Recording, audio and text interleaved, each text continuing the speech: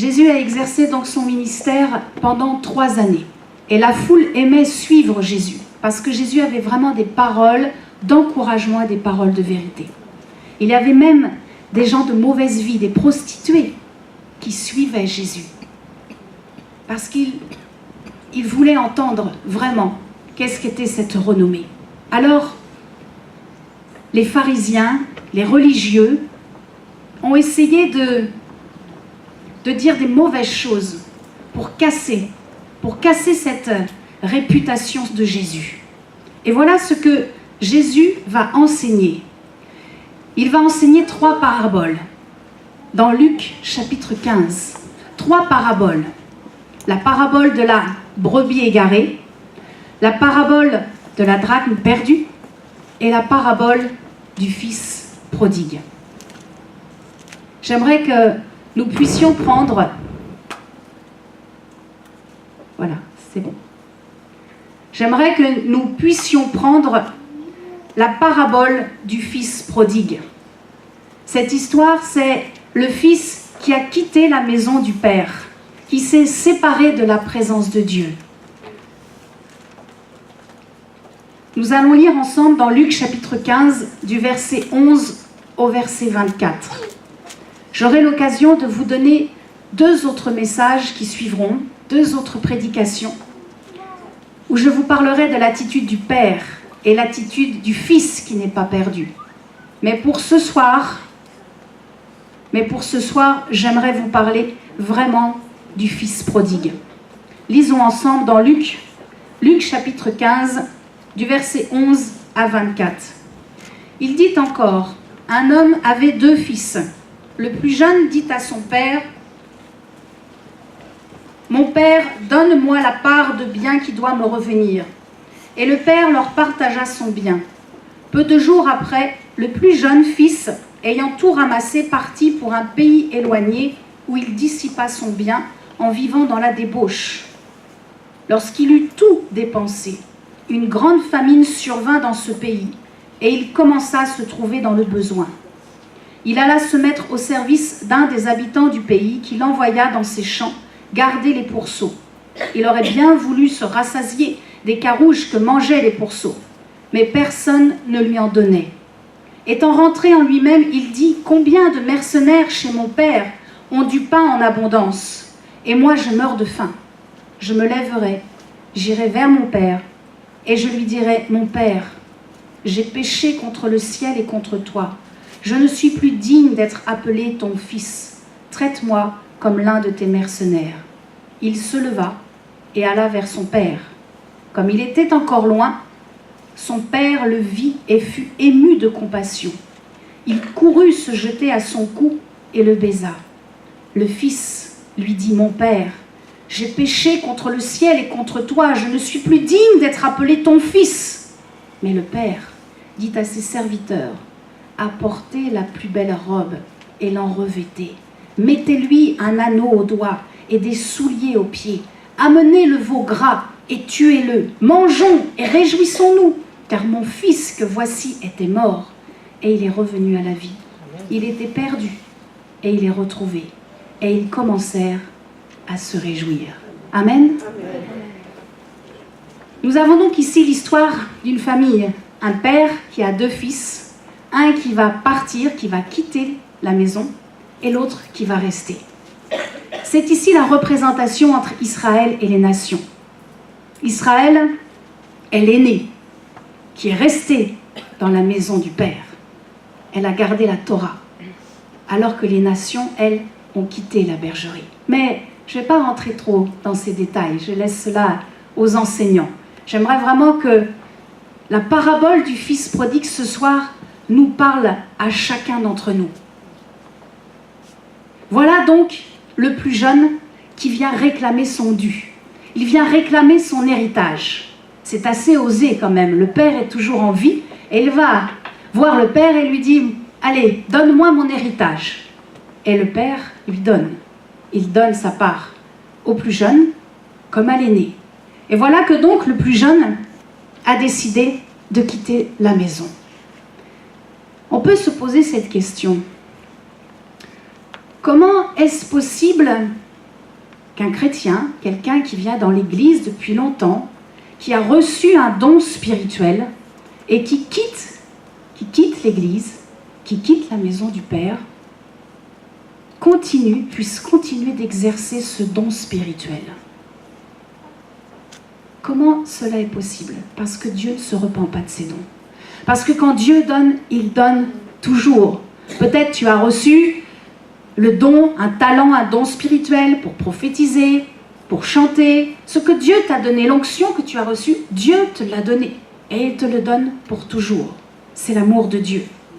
Ce qui est important, que nous pouvons comprendre à travers cette parabole, c'est que l'héritage que Dieu nous donne, quand nous partons, nous l'emmenons avec nous. N'est-ce pas formidable? C'est ce que Jésus, par cette parabole, veut nous faire comprendre encore aujourd'hui. Quand tu reçois un héritage spirituel, partout où tu vas, tu l'as avec toi.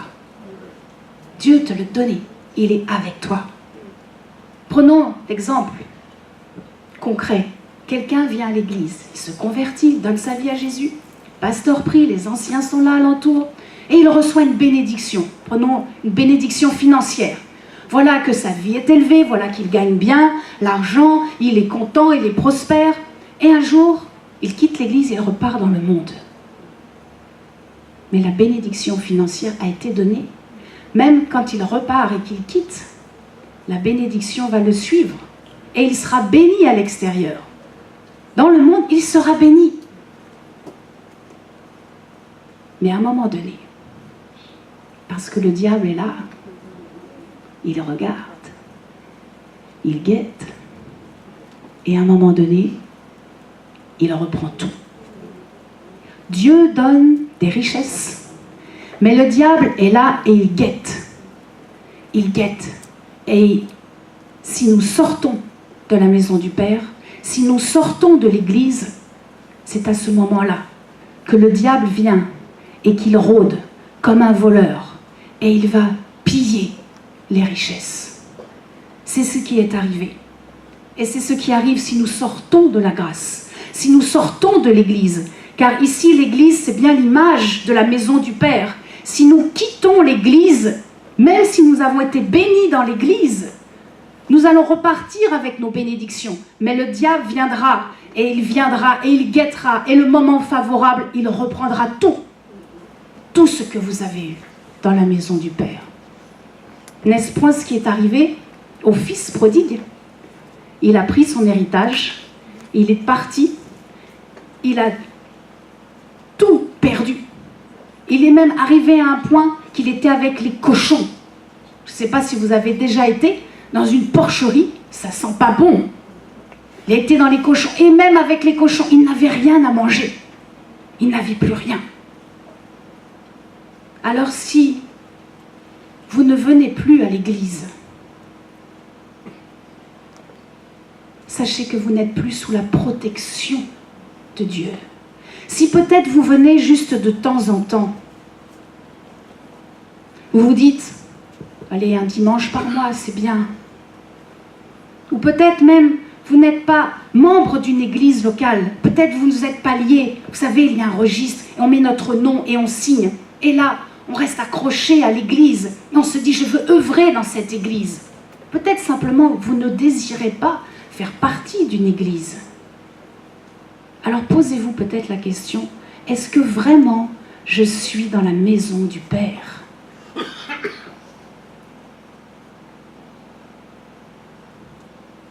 Je ne voudrais pas ici faire trop état de questions, des choses qui pourraient vous lier dans les obligations de venir à l'église. Bien sûr, je pense qu'il y a des personnes qui travaillent, particulièrement dans le corps médical. Il y a des femmes, des hommes qui travaillent le dimanche matin, par exemple, ils ne peuvent pas toujours être là. Des fois, c'est peut-être un repas familial. La grand-mère vient de prendre ses 80 ans et nous allons pour donner témoignage auprès de la famille. Peut-être, il y a des fois, nous partons en vacances, nous reposer, cela fait du bien. Et puis, nous ne pouvons pas venir à l'église. Ceci, c'est ponctuel. Là où il faut vraiment réfléchir, c'est se dire, est-ce qu'il n'y a pas trop de dimanches où je ne suis pas présent? Ou est-ce qu'il n'y a pas trop de réunions que je rate? Est-ce qu'il y a peut-être trop de samedi soir? Parce que des fois on parle du dimanche et du repas du dimanche midi, mais il y a aussi le samedi soir. Est-ce qu'il n'y a pas trop de samedi soir où je me couche tard, ce qui m'empêche le matin de me réveiller, de venir à l'église ou de venir en retard et de rater la moitié, de rater la louange? Tellement important la louange dans notre vie. Je n'accuse personne. Je vous invite juste à une bonne réflexion. Je n'accuse personne, mais juste, j'essaie de vous amener dans une réflexion pour vous dire qu'est-ce qui est le plus important. Votre travail, vos vacances, vos amis, ou est-ce que c'est l'Église? Est-ce que c'est l'Église? Quel est l'ordre de priorité? Peut-être vous entendez ce message et vous dites, ça fait trop longtemps, c'est vrai que je n'ai pas remis les pieds dans une église. Il est aujourd'hui temps de revenir dans la maison.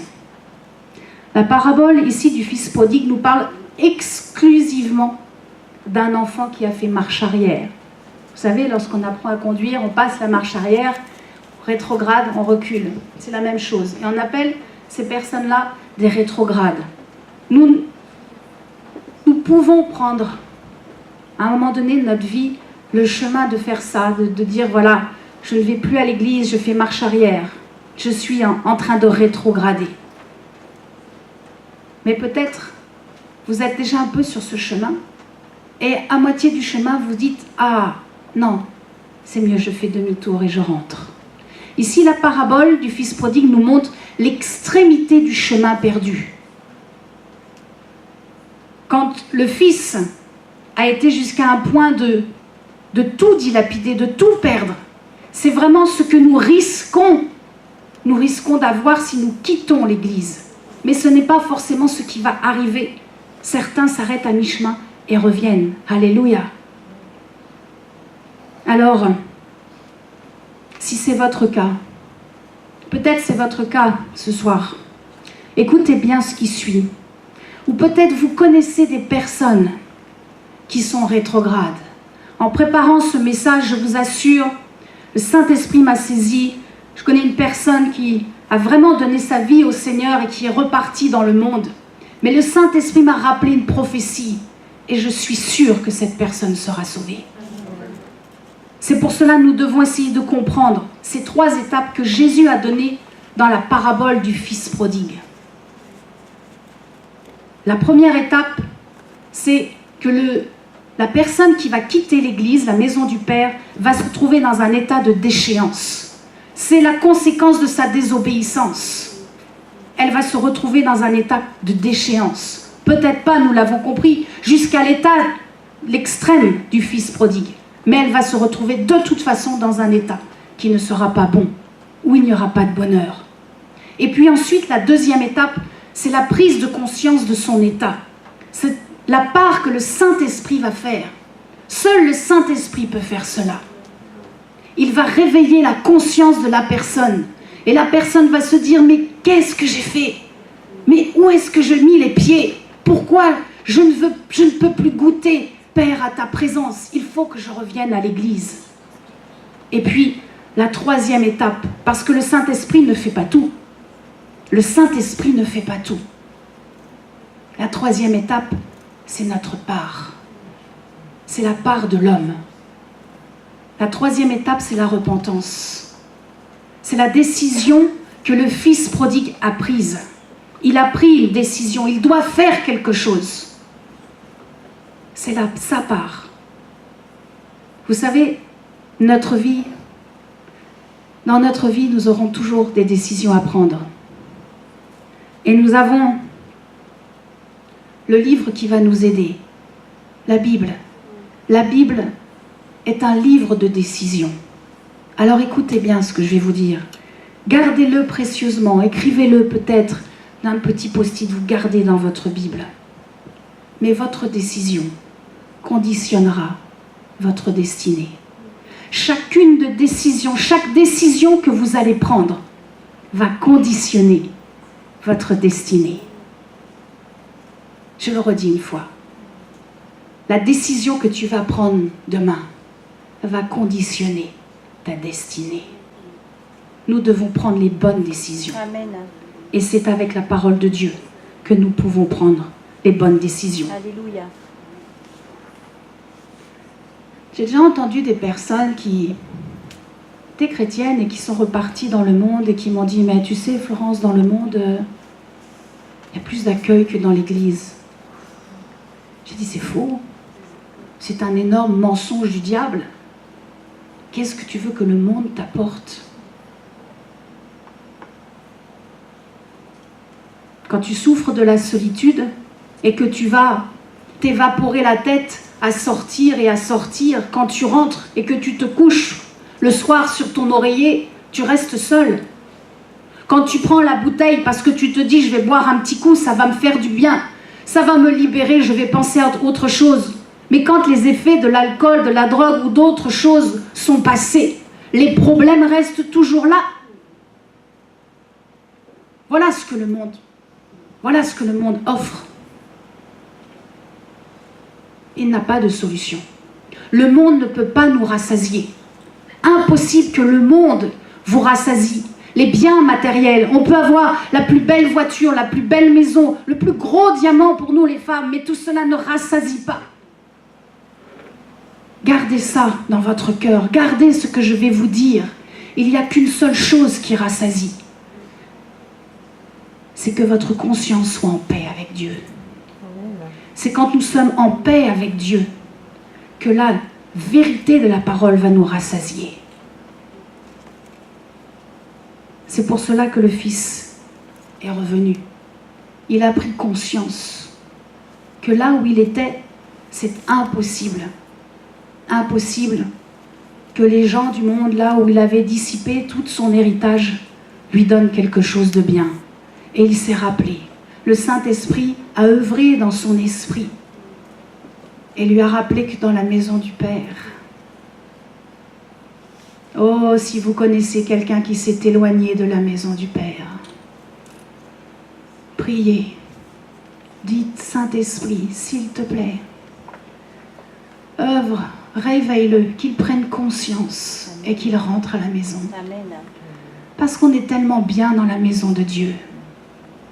On est tellement bien. Vous savez, le diable donne vite, mais il reprend très vite.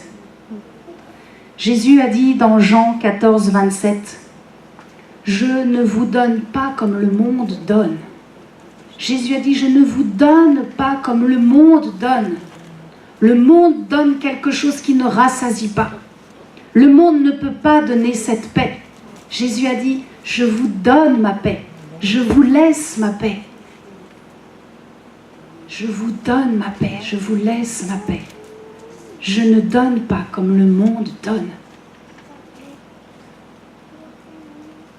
Quand on retourne dans le monde et qu'on croit être rassasié, oh, je détruis cette pensée diabolique dans le nom puissant de Jésus. Amen. Car à un moment donné, ce que le monde vous donnera ne vous suffira plus.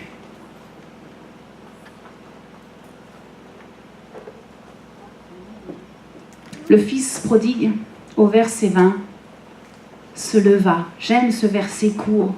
Il se leva et alla vers son père. À un moment donné, il va falloir se mettre en route. Et voilà que le fils, ça y est, il a compris. Il a compris. C'est très dur pour lui. Il a mal. Il se dit, comment est-ce qu'ils vont m'accueillir ? Mais il est heureux parce qu'il sait qu'il va retrouver quelque chose. Il est sauvé. Il est sauvé à cet instant-là. Il est sauvé, mais il n'est pas encore délivré. Nous allons comprendre. Je voudrais vous expliquer une chose très importante. La repentance réelle, la repentance vraiment selon Dieu est toujours suivie d'un acte. Il ne peut pas y avoir la repentance sans le renoncement. Ce n'est pas possible. S'il y a vraiment une repentance selon Dieu, il va y avoir un renoncement. Quelqu'un qui se repent et qui ne renonce pas à son péché n'est pas dans une repentance selon la Bible. Amen. Alors attention, Le renoncement ne veut pas dire non plus délivrance.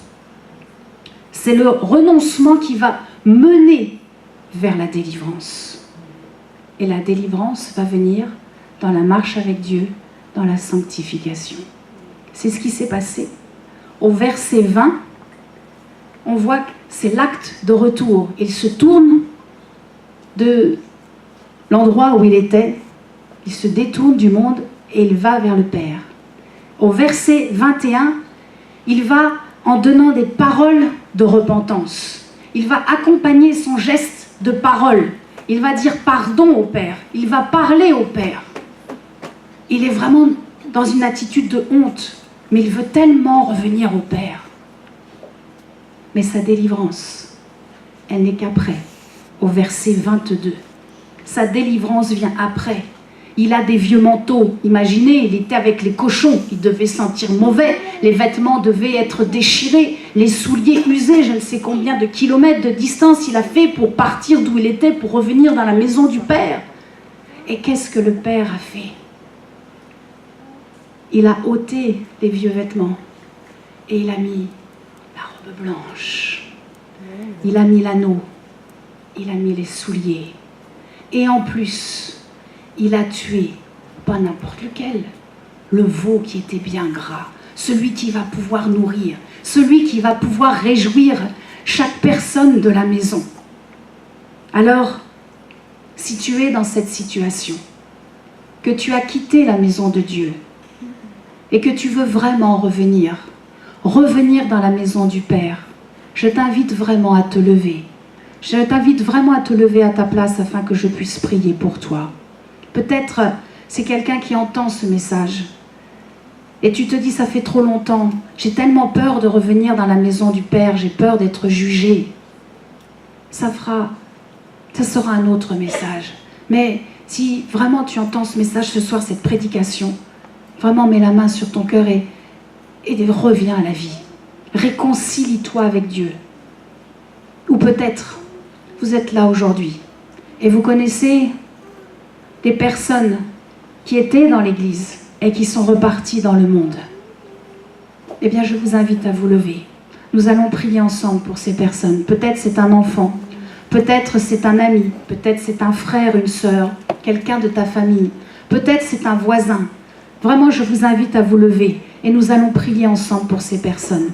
Si vous connaissez quelqu'un qui est reparti dans le monde, quelqu'un qui était vraiment dans la maison de Dieu, qui a donné sa vie et qui ne veut plus revenir, qui dit c'est fini, je n'irai plus dans l'église, c'est fini, je ne retournerai pas dans la maison du Père. Levez-vous à votre place et vraiment, je vais prier pour vous. Je vais vraiment prier pour ces personnes qui sont parties. Dieu est bon. Vous savez, le Saint-Esprit attend des moments comme cela, parce que votre prière va décrocher la compassion de Dieu. Votre prière, je le crois, va décrocher quelque chose maintenant dans le ciel. Jésus, Seigneur, je te remercie parce que tu es venu, Jésus, tu es mort sur la croix. Tu as donné ta vie pour nous. Nous sommes si peu, Seigneur, mais j'ai foi. Avec mes frères et sœurs qui se sont levés aujourd'hui, j'ai foi que tu entends notre prière, qu'elle monte jusqu'à ton trône et qu'elle touche ton cœur de Père. Tu es un bon Père. Tu es un Père tellement rempli de compassion et d'amour. C'est pour cela que nous te prions. Nous te prions pour les personnes qui se sont levées et qui désirent revenir, prendre contact dans l'Église. Nous te prions, Père, je te prie vraiment de tout mon cœur, s'il te plaît, Saint-Esprit, s'il te plaît, que ces personnes reviennent. Saint-Esprit, ramène les rétrogrades, Amen. Ramène ceux qui sont au loin, Amen. Ceux qui se sont éloignés de toi. Je te demande, s'il te plaît, que chaque personne qui s'est levée pour un bien-aimé qui est reparti dans le monde puisse prononcer son nom et dire, Père, nous te promettons, nous les accueillerons, nous les prendrons dans nos bras, nous leur pardonnons, comme toi tu leur as pardonné. Mais s'il te plaît, Saint-Esprit, qu'ils puissent réaliser en cet instant, qu'ils puissent prendre conscience qu'ils se sont éloignés de toi, qu'ils sont perdus, qu'ils sont en train de mourir, qu'ils puissent réaliser que le monde ne peut rien leur donner, qu'ils ne peuvent pas être rassasiés de tous ces biens matériels, de tout ce pouvoir, de tout cet argent, car tout cela périra. Et Père, je voudrais te prier pour chaque personne qui s'est levée. Je te demande grâce d'exaucer leurs prières en cet instant, s'il te plaît, Saint-Esprit. Que nos assemblées soient trop petites pour accueillir tous ceux qui ne vont plus dans une église. Que mon église soit une église bénie et que tous ceux qui ont le désir de revenir dans ta présence reviennent maintenant. Nous les appelons du nord au sud, de l'est à l'ouest. Nous les appelons par la puissance du Saint-Esprit afin qu'ils reviennent. Que les portes s'ouvrent maintenant et que leur conscience soit réveillée afin qu'ils réalisent, qu'ils prennent conscience de leur état de déchéance et qu'ils sont dans l'esclavage du péché. Je couvre cette prière du sang de Jésus et je te prie aussi, Saint-Esprit, protège-nous. Garde-nous tous dans la maison du Père. Qu'aucun ne se perde, Seigneur, ce soir. Je te demande grâce. S'il y avait seulement une âme qui a le désir de partir, de repartir dans le monde, de quitter l'Église, que cet esprit soit lié ce soir dans le nom de Jésus. Merci, Père. Nous nous engageons. Dites avec moi, je m'engage à persévérer, à venir dans la maison du Père. Je veux être rassasié de ta présence et je ne veux pas retourner en arrière. Je me libère et je viens me jeter dans tes bras. Saint-Esprit, je me jette dans le courant du Saint-Esprit et je désire m'engager fidèlement dans ta maison. Amen. Amen. Amen. Soyez bénis.